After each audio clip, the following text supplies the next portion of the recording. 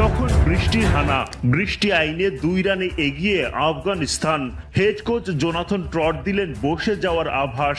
সেটা শুনেই সময় নষ্ট করতে ভুয়া চোটের অভিনয় গুলবাদিন নাইবের। যদিও গুলবাদিনের সে চালাকি ধরে ফেলেন লিটন, তিনি অভিনয় করে দেখান গুলবাদিনের নাটক। সেমিফাইনালে যেতে হলে 12.1 ওভারের মধ্যে পূরণ করতে হতো 116 রানের টার্গেট। সেই লক্ষ্যে ওপেনিংয়ে লিটন দাস ও তানজিদ তামিম। নাভিনের শুরুর ওভারেই ছক্কা 4 লিটনের ব্যাটে, মন ভার রশিদ খানের। প্রথম ওভারে বাংলাদেশ তোলে 13 রান। লিটনের ভালো শুরুর পর উইকেট হারিয়ে দলকে চাপে ফেলে দেন তানজিদ তামিম। ফজল হক ফারুকীর বলে পা দেন এলবিডব্লিউর ফাঁদে। রিভিউ নিয়েও পাননি রক্ষা, ডাক মেরে চলে যান সাজঘরে। অধিনায়ক নাজমুল শান্তর কাণ্ডজ্ঞানহীন ব্যাটিং, পাওয়ার প্লে কাজে লাগাতে পারেননি ঠিকঠাক।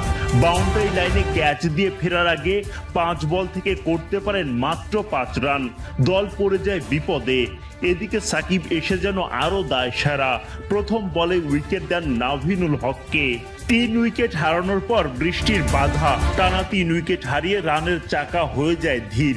পাওয়ার প্লের 6 ওভারে বাংলাদেশের সংগ্রহ 3 উইকেটে মাত্র 46 রান। চাপের মধ্যে আরো চাপ, রশিদ খানের বলে বোল্ড হয়ে সাজঘরে ফিরেন সৌম্য সরকার। এমন ম্যাচে সরকারের অবদান মাত্র 10 রান। একের পর এক উইকেট পতনে লিটনকে যেন সঙ্গ দেওয়ার কেউই নেই। তাওহিদ হৃদয় এসে মারকুটে ব্যাটিং শুরু করেন, তিনিও বেশিক্ষণ টিকতে পারেননি। 9 বল থেকে 14 রান করে হৃদয় বিদায় নেন দ্রুতই।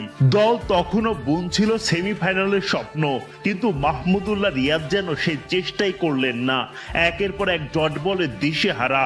9 বল থেকে মাত্র 6 রান করে দলের জন্য তরতাজা করেন পরাজয়ের শঙ্কা।